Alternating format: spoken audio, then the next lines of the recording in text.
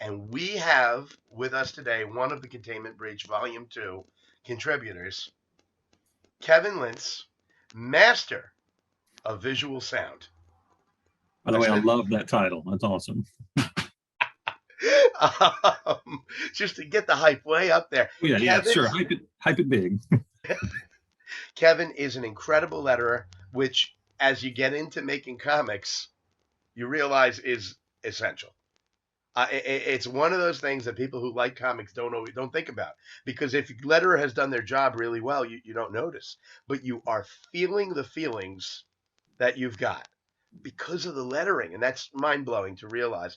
And Kevin's phenomenal at it. So Kevin, how are you? I'm doing well, and I'm glad to be on an interview. And I will just go ahead and tell you, this is the actual first interview I've given on comic lettering. So thank you for reaching out and saying, hey, let's actually talk to the creators. So I appreciate that personally, and I appreciate that professionally as a letterer. For, as you say, we are an odd little group in the comic production part. Yeah, but so essential. And I've seen Kevin do some incredible things that just make a comic pop. So I've given away a little bit, but let you handle this. Who the heck are you? Who am I? What's with all the questions? Was this an interview or something? Gosh. Interrogation. My name is Kevin Lintz, and I am a comic book letterer. And I have done lots of stuff. I've also written some things. I stay away from art, the drawn art, because no one would read a comic of the stick figures that I drew. So yeah. Yeah. Well, I'll send you one. We'll see what it says. I would love to know. Same here, though. Oh, horrendous. Okay. Yeah. I've been doing comic book lettering for, I guess, about 10 years now, and it's been a mix of both paid work and volunteer work and anthology stuff, personal projects, things for friends. It's been a big mix of things. I learned my skills actually in Comics Experience, which is the program that Andy Schmidt put together. He's a former Marvel and IDW editor. And he has created a thing called Comics Experience, and it's a great place to go. They do classes, and I've taken some writing, and I took the lettering, and I learned my lettering from Dave Sharp, who is in the industry today. And so I got my start is learning that. Then I lettered my own comic book. It's called Team Slug. It's about World War II group of slugs going off and fighting evil hedgehogs. And from that, I've just kind of stuck with it and done a lot of stuff. And I like lettering. It's very cool. Where can we find Team Slug? You can find Team Slug. The pandemic really threw lots of things for a loop, and so we had 4 issues. We made a trade paperback of it, and we went to a dozen conventions. And then as we were about to move into the second arc, pandemic hit, and it just kind of derailed that. So unfortunately, it's on a hiatus. You can find copies on eBay. It's kind of where we sell them now. I'm sorry, I coughed over the keys. Where can you can find them on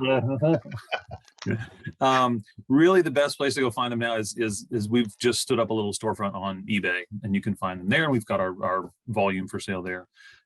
Since we're not really doing con stuff, our websites and things are kind of, again, on hiatus, but you can certainly go and check it out and see it.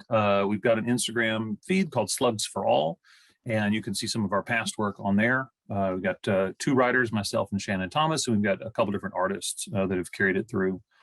That would be Matt Koffenberg and Kevin Terry. But as for now, that one is kind of on the back burner until we can maybe get together and see what we do with it in the future. Why slugs? Why slugs? They're easy to draw. I don't know. No, my friend Shannon and I, we've been friends for, gosh, I'll just say how old I am. We've been friends for 46 years now. We were babies together at our church nursery. And he and I have just been friends forever. We both love comics. We were talking one day about slugs and how that kind of that Ninja Turtle vibe of, you got this really slow creature that does a really cool, fast thing. The idea of he loves World War II stuff, and he's like, yeah, what about let's make a comic. We love comics, let's make one. And a bullet shot out of a gun is sometimes called a slug. And so actually our first idea was, what if there were a gun that shot real slugs? And so as we dove all into that, it was built around the idea that in World War II, the Germans had a giant cannon that rode on a train rail. It was called the Heavy Gustav, and it was massive. And I mean, it was on a trail, and it was a big artillery gun. And it was just massive and huge and didn't really work because you had to hope your target was pointed down the track so you can shoot at it. But we thought that'd be a great image. Big giant gun, Yeah. slugs flying out of it, and that's kind of how the story started. Who are the Germans going to be? Hedgehogs look prickly and mean. Slugs are going to be the multi-ethnic group of World War II allies. We got the Russian, we got the American, we got the British guy, we got the French guy, and it just spun out from there. It was a lot of fun, and I did the lettering and all that too, so that was a lot of fun. I love, so as a writer, I love that idea of the wordplay between Slug as a creature and a bullet. Um, that's really cool. I love it. I wasn't aware of this. I'm gonna need to get this. I'll send you some of the online stuff that we've got. Oh, But yeah, please do. it I want was a to lot read of it. fun. Yeah. Oh, it's great. You talk about 46 years, right? Yes. That's right. I there's nothing better than getting to work with people that you love. Yeah. And I have been able to bring on two of my best friends, our senior editor, Mark Capitelli. We met, I was in fourth grade, he was in third, telling dirty jokes, which I wish I could remember. They probably weren't dirty at all, in a gazebo on the playground in elementary school. 35 years, I believe, that we have been. Actually, it might be longer. No, I think it's 35 years. My brother, and then Mike Flanagan, who's writing one of the stories. He was in Containment Breach 1 when we were just screwing around and let's try and put a volume together. I met him first day of college, 1995, and to be able to be creative with people that you love is so cool. Yeah. And this is why I wanted to do these interviews, is I want to meet all these other people that I'm being creative with because it's such a great community. This is a breath of fresh air. You got your day job, your weekend warrior doing this, but when you get to sit and talk art and craft, it's amazing. Let me ask you. So we've before we do that, I know you because I want to talk about this. I know you from the Comic Jam. And the Comic Jam is something everyone should know about. You want to go weekly to thecomicjam.com. Every week there are one-page comics by these just amazing creators. I mean, you look here and you realize how much you're missing when you're only looking at mainstream stuff. These incredible Oh yeah. creators. But Kevin, can I get you to tell us what the Comic Jam is? Yeah, you bet. It's a group I got connected with a few years ago. The guy who's the main guy in charge at the moment is Casey Allen. He's one of the founders, and there have been several others, but he's put out a call for artists on Instagram, and that's kind of how at first I heard about it. And I'm no artist, but I reached out to him. I said, "Hey, do you need letterers? Because the whole Comic Jam thing is what they do is everyone in the community votes on a theme. Everybody throws their ideas out. Everybody votes on them. They pick a theme. That's your theme for the week. And then they actually make comics, which is one of the big differences between other groups on the internet. They don't just talk about comics, they make comics. The writers have a week to do a script. The artists have 4 weeks to do their art. The letterer gets a week to do the lettering. And then they go up online, like you say, at comicjam.com. And they do that every single week. So every week you go, you are going to see brand new comics that were created with this community. Like you say, nobody's pulling stuff out of a drawer. Everybody comes together from the community. And so every week, all of those artists and writers and letterers are all mixed up into different combinations. So everybody gets a chance to work on different styles. Everyone gets to work with people of different skill levels. So you're right. There's all the work there in the Comic Jam is awesome that people are putting it out. You can very clearly see that people are at different skill levels, and that's fantastic because we are here to all get better at our craft. So, I've got stuff on there, the lettering stuff that I'm very proud of, lettering stuff that I go, you know what, I missed it this week, and I didn't do my best stuff, or I learned a new technique and I didn't really work out, but that's okay because there's another week coming, there's another theme, and it is incredible how devoted everybody is to putting that out there. I can't. It's thecomicjam.com, right? Thecomicjam.com. Okay. I can't tell you how much fun I'm having. I was brought into it by the wonderful Doug Wood. Oh yeah. This is his last project. I actually got to be I was and one of the editors on Big Hype. So you may see my name in there. There you go. That's me. There you go.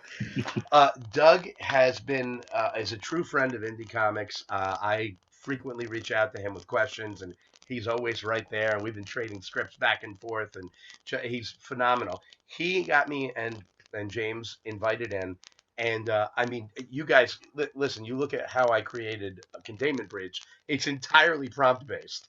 Improv games and creation are pretty much my favorite thing. Throw something at me and let me see what I come up with. And some weeks are like that. This last week, I just boom, I had it.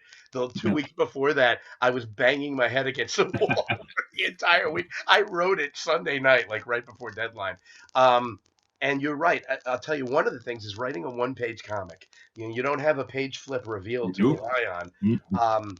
Figuring out how to give the entire visual, but make sure it doesn't mean as much until they've read the last bit of words, Yes. is so cool. And this goes back to you, though, that the letterer is essential to making the reader read that page in the right order Mhm. and feel quickly. Right? You don't have time. There's no intro. There's no slow build. This thing's gotta work. It's like the difference between a comedy routine and a joke. Right? The Oh, yeah. joke has gotta work. It's gotta land right there. And I have really enjoyed discovering how important the letterer is to that process. What are you doing for Containment Breach? For Containment Breach, on a letter, the story I've got, I think, is just called Golden Apple. I believe. I don't know if that's the final title, but that's the theme. That's the myth that they're going with. So the myth of the Golden Apple, I believe, Herodotus was guarding. Someone came and stole it. I'm not as up on my Greek mythology as I should be, but Nick Dolan is the writer for that story, and Summer Steinhardt is doing the art for that, and it is a 10-page story. And it is actually a great example of that type of collaboration. So yeah, as long as I've got my soapbox and I talk about letterers, let me tell all the creators out there: the time that you need to get your letterer involved is at the rough art stage.